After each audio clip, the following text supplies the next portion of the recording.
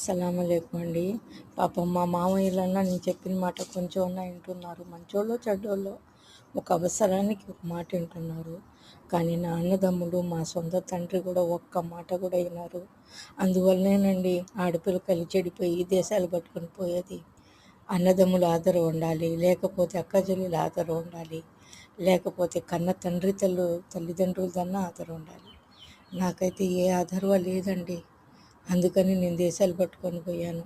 అంతే తప్ప కావాలని కొవ్వెత్తో మదం ఎత్తో తిరగాలని అన్నీ నాకు కావాలని అందరిది నాకు కావాలని నేను పోలేదండి. నాకు చిన్నప్పటి నుంచి మా అమ్మ నాన్న ఇంట్లో ఆదరవు కొంచెం కూడా లేదు. నారాయణ రెడ్డిపేట అంతా అనుకుంటున్నారు నేను చెడ్డదాన్నని. నన్ను చెడ్డదాన్నని ఎవరు అనుకుంటున్నారు వాళ్ళకు దేవుడు కఠినంగా శిక్షించాలని నేను మనసారా ఇక్కడి నుంచి కోరుకుంటున్నాను. తప్పు చేయని వాళ్ళకు తప్పు చేశానంటే కోపం వస్తుందండి.